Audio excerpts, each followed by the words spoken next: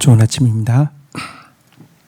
열왕기하 15장 1절에서 12절 말씀 보도록 하겠습니다. 1절 이스라엘 왕 여로보암 제27년에 유다 왕 아마샤의 아들 아사랴가 왕이 되니 2절 그가 왕이 될 때에 나이가 16세라 예루살렘에서 52년간 다스리니라. 그의 어머니의 이름은 요골리아라 예루살렘 사람이더라. 3절 아사랴가 그의 아버지 아마사의 모든 행위대로 여호와의 보시기에 정직히 행하였으나 4절 오직 산당은 제거하지 아니하였으므로 백성이 여전히 그 산당에서 제사를 드리며 분향하였고 5절 여호와께서 왕을 치셨으므로 그가 죽는 날까지 나병 환자가 되어 별궁에 거하고 왕자 요담이 왕궁을 다스리며 그 땅의 백성을 치리하였더라. 6절 아사랴의 남은 사적과 행한 모든 일은 유다 왕 역대 지략에 기록되지 아니하였느냐. 7절 아사랴가 그의 조상들과 함께 잠에 다윗 성에 그의 조상들과 함께 장사되고 그의 아들 요담이 대신하여 왕이 되니라. 자, 아마샤를 이어서 유다의 왕이 된 아사랴, 성경에는 이제 우시아라고도 나옵니다.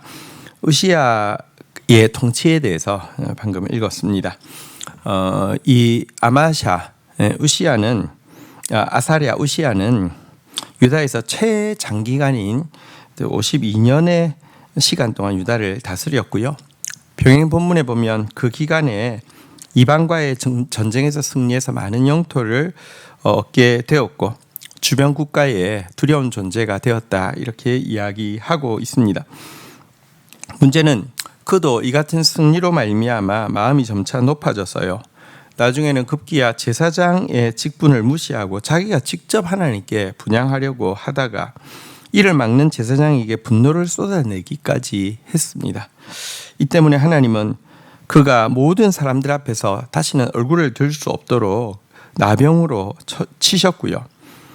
나병으로 치셨는데 금방 죽는 것이 아니라 그가 이루어낸 모든 업적들이 모든 사람들의 기억에서 하나 둘 사라질 때까지 긴 세월 동안 살아있으니까 왕이 살아있으니까 그 아들 요담이 이제 대신 통치를 하지만 왕은 여전히 아사랴 우시아였죠.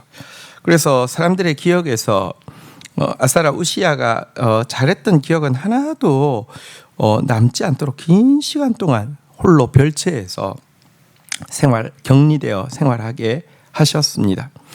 또 스가랴서에 보면 이 기간에 그가 교만으로 말미암아 했던 일에 대한 하나님의 징계로 큰 지진이 일어나서 이 유다 백성들이 큰 고통을 겪은 일도 기록되어 있습니다. 결국 아사랴는 나병이 낫지 못한 상태에서 죽음을 맞이하게 되었고요. 병행 본문에 보면 정확하게는 왕의 묘실에 묻힌 것은 아니고 그곳에 접한 땅에 장사되어지는 그런 이제 비참한 종말을 맞이하게 됩니다. 교만은 수치를 불러들입니다. 교만과 수치는 동의어라고 할 정도로 반드시 함께 한다는 사실을 기억해야 할 것입니다. 자, 8절부터는 그 시기 이제 이스라엘의 왕이었던 이 그 예후의 그 마지막 그 핏줄 스가랴의 행적이 나옵니다.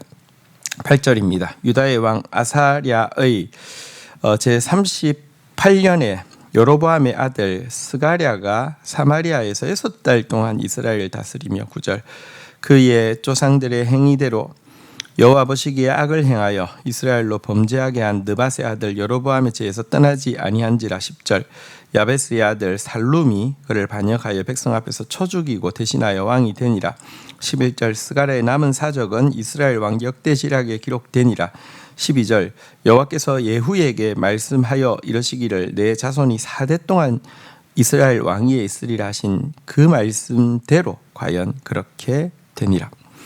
자, 북이스라엘에서 최고 전성기는 여로보암 2세라고 할 수 있는데요. 그를 이어서 왕이 된 사람은 그의 아들 스가랴입니다.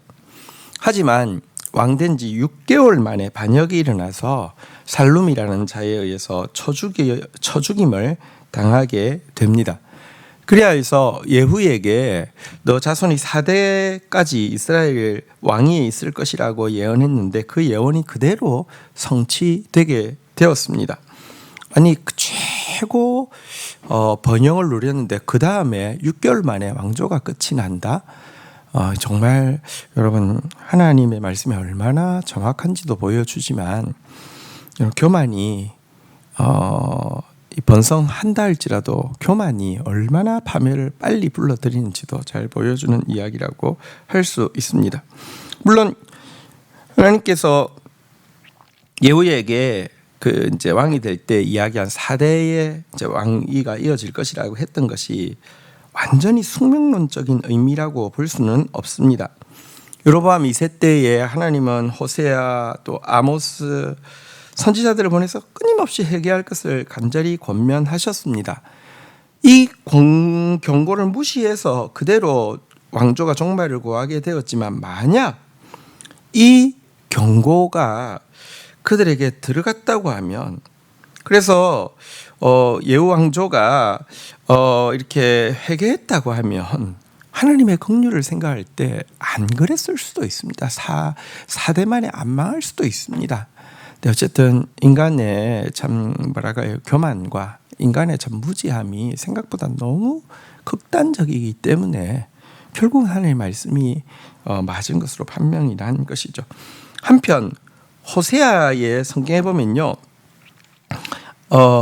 예후 왕조가 왜 멸망했는지에 대해서 예후 왕조가 아합의 집을 심판했잖아요. 아합의 집의 죄를 심판하기 위한 하나님의 도구로 사용되었잖아요.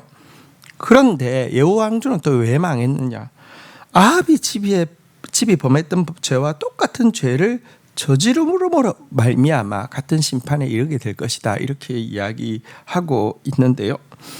이건 우리에게 굉장히 중요한 가르침을 줍니다. 심판의 도구로 사용되어진 사람이 같은 죄를 범하게 되면 같이 하나님의 징벌의 대상이 된다는 사실을 꼭 기억해야 합니다. 내가 남을 심판할 때는 하나님의 어떤 기준을 가지고 심판했는데 심판해놓고 나서 내가 그 죄를 범한다고 하면 자기는 스스로 합리화할 수 있겠지만 하나님은 공의로우셔서 절대로 그것을 용납하지 않는다는 것을 기억해야 할 것입니다. 주신 말씀 붙잡고 기도하며 나가도록 하겠습니다.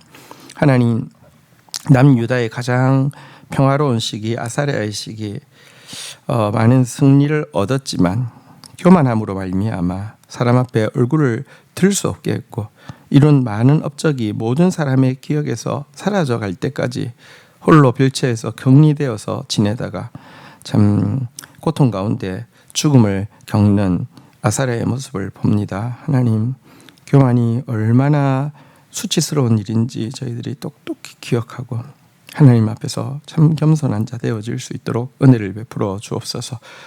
북이스라엘의 가장 번영기 여로보암 2세의 시간이 지나자 그의 아들 스가랴가 세워진 지 6개월 만에 왕조가 역성혁명에 의해서 그 단절되어지는 모습을 보게 됩니다.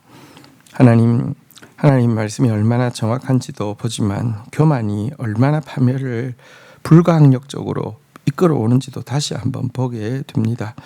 교만을 멀리하는 자 되어지게 하여 주시며 아합 왕조의 죄를 심판하는 도구로 사용되었던 예후 왕조가 아합 왕조와 똑같은 죄를 범함으로 말미암아 똑같이 심판받는 모습을 보면서 하나님의 말씀으로 우리가 무언가에 대한 심판의 도구가 되었다고 하면 우리 역시 그 기준에 의해서 심판받을 수 있음을 알고 정말 죄를 멀리하는 자 되어질 수 있도록 은혜를 더하여 주옵소서.